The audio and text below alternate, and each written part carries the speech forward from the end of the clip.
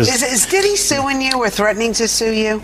No. No? I have the truth. But one thing is, you have volunteered to testify at the trial, correct? Not as of yet. Actually, I was subpoenaed. Okay. So my attorneys worked something out. So I believe when the time is right, I'm going to discuss it with my attorneys. But you're willing to? Oh, absolutely. Absolutely, I am. So do you think specifically then that Sean Diddy Combs or people affiliated with him did something to you that caused you to have multi-organ failure? I believe this to be the case, yes. I went through more than a decade of being scrutinized and clowned by law enforcement, them telling me, you need some help. Trafficking, really? What's wrong with you? No way, but not realizing that they were also working for the situation. Because you were hinting, saying... Posting, Yeah. I get calls, take it down or else, so on and so forth. But this is about Diddy, so let's be clear for everybody that doesn't know. Diddy. Basically trying to save my life. And thank goodness to my ex, the wonderful Kim Porter, the late Kim Porter, who, kind of warned me all along the way to, just kind of watch your back, so on and so forth. And I didn't understand why. Because of Diddy. Basically. Do you believe that she died of pneumonia? Absolutely not. Why? What evidence do you have? She was in the best of health. We just saw each other prior to her passing. We were actually celebrating our son's new Netflix Christmas special, and she was doing just fine. In fact, we were all at the event together at Netflix in the lobby. Sean, myself, the children, all having a great time. And I'm, grabbing Sean like, what? And she's in the back going, stop. It's just amazing how many people on the Diddy party list that are supporting Kamala. J-Lo was like his ex-girlfriend. and it's like now deciding she's like warning people against Trump. I'm like, well, wait a second. So how many people did she warn against Diddy? Right. Oh, 0. Okay. Right. Well, maybe we shouldn't trust her opinion. Diddy's ex-girlfriend urges Exactly. Americans to trust her judgment. Yeah. That But I mean, speech was terrible. like if she's going to be warning people, why does she never warn anyone about Diddy? Exactly. Yeah.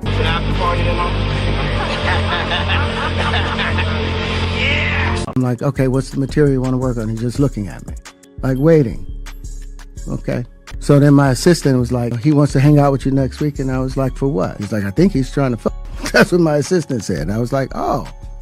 Be gay in Hollywood, you never expected. They be having these big ass mansion parties, and the mansion party, the whole mansion is a party, and then it's a separate party in the little room. Now, I've had to turn down $50 million 4 times just to protect my integrity and that virgin hole I was telling you about. Because P. Diddy be wanting to party, and you gotta tell him no. You got to tell him no. I did. He said something fabulous and he goes, yo, but me and you, we ain't party. Like, we need to party. What you talking about? I get uncomfortable. Like, he said something to me one time, a long time ago. He told me he'd take me shopping. I looked at him like, what you just said? Yo, you hot now. We gotta hang out now. Like, hang out. Yeah. He said, I don't know, maybe I'll take you shopping and I get you some flash and you can give me the hood.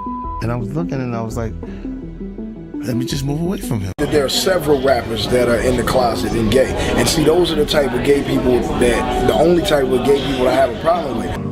And plus I heard the puppet was gonna be there, so I got scared.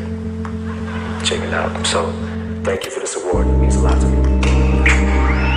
What if the love song that defined an era was really a breadcrumb on the trail to one of hip-hop's darkest mysteries?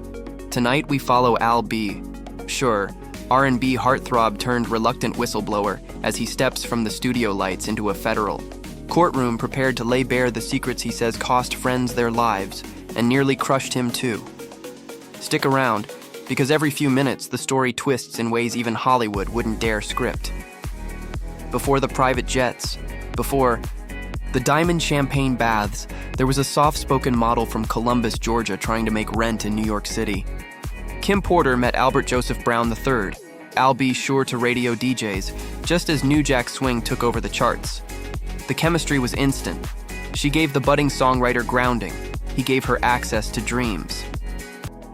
Their bond birthed the 1991 smash, Forever My Lady, a ballad so sweet, people still slow dance to it at weddings. What few knew then, Kim and Al, by his account, slipped away one weekend and said private vows. True or not, they lived like soulmates, and in 1991 welcomed a son, Quincy Taylor Brown. The trio looked destined for joy until a rising mogul named Sean Puffy Combs hired Kim as a receptionist at Uptown Records. Al was touring, Kim juggling phones and shoots, and Puffy chasing talent with a bulldozer's energy. In that pressure cooker, boundaries blurred. Puffy swept Kim into his new empire, Bad Boy Entertainment. Al watched, uneasy but hopeful, until Kim started hinting at odd threats, weird static on phone calls, and a sense that her world was no longer hers. One night in 1996, after a party, Kim found Al by the coat check and whispered, "Watch your back around him, promise me." No details, just that the man running her life played by different rules. Years later, Al would say that 5-word warning saved him more than once. Still, life rolled on. Kim and Puffy became hip-hop's power pair. Quincy floated between red carpets. Al shifted to radio. From outside, everyone was thriving. Behind the scenes, Kim allegedly confided she felt caged, lavish, home-controlled schedule. She gave birth to 3 of Puffy's kids and built a name, yet friends noticed her expression sometimes flatlined when he appeared. Industry insiders whispered of arguments, jealousy, sudden disappearances, always denied, never confirmed. Kim stayed, whether out of love, leverage, or fear, remains one of this story's biggest mysteries. Now fast forward to July 2022. Al is in the studio, mid-track, when he collapses. Paramedics race him to a hospital. He's placed in a medically induced coma. His organs start shutting down. Friends post cryptic prayers. For 2 months, Al hovers between life and death. When he wakes in the fall, the first name he allegedly mutters is Puff. Staff dismiss it as drugged confusion, but Al feels otherwise. He starts retracing his final hours, an email about a Kim Porter documentary, a blocked number, a studio pizza delivery he never ordered. No hard proof, just eerie dots that push him down a rabbit hole. At a 2024 awards show, he shocks the crowd. "Y'all better have Homeland Security on speed dial when my story drops." Some laugh, unsure if it's drama or danger. Al doesn't laugh. Not hype. Evidence. If you're still watching, hit like so this story reaches someone still wondering where the truth is. Jump in the comments. Do you think Al's theory holds water? Or was the coma just a cruel coincidence? I'll be reading every comment. November 15th, 2018. Kim's twins are upstairs asleep when staff find her lifeless in the master bedroom of her Toluca Lake mansion. Official cause, pneumonia. But those close to Kim claim she'd been training for a charity run just days earlier. A thin blood trail led from her bathroom to the bed. Early coroner notes hinted at odd toxins, but the final autopsy ruled natural causes. Hours passed before anyone even called 911. By then, rigor mortis had set in. Kim's mom requested a second autopsy. When denied, she hired investigators.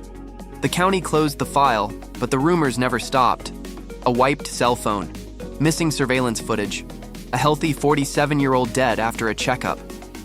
Then in 2024, a supposed diary leaked online, alleging foul play and naming feared industry figures.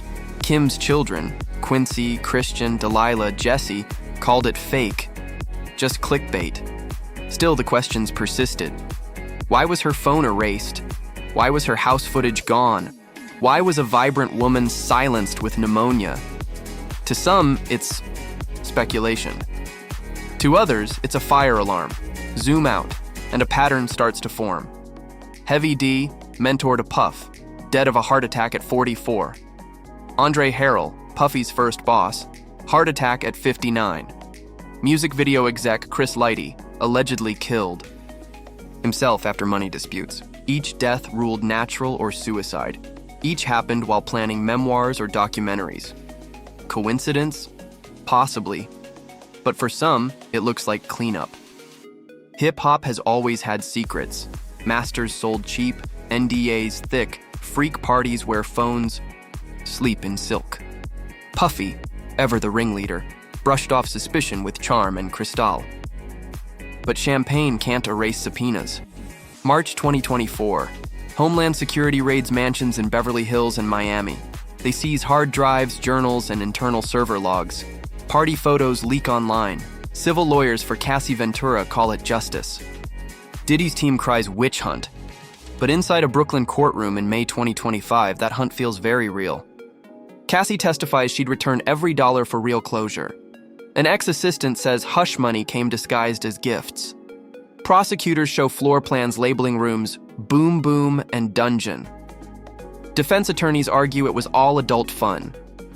The jury stirs.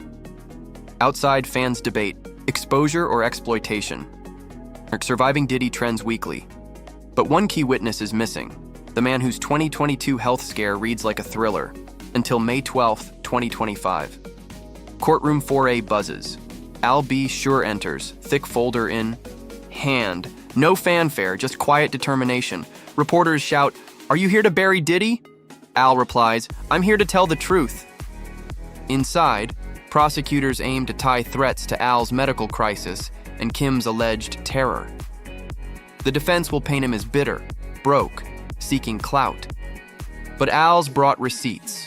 Hospital charts with rare muscle relaxants, Jeep GPS pings, anonymous texts warning him to stop digging.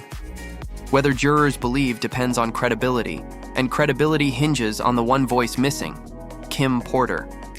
In death, Kim remains the axis around which all of this spins. If prosecutors win, the verdict could rival the impact of the Weinstein case, platinum plaques and all. Labels could tank, brands might vanish. If the defense wins, Diddy walks, but suspicion lingers.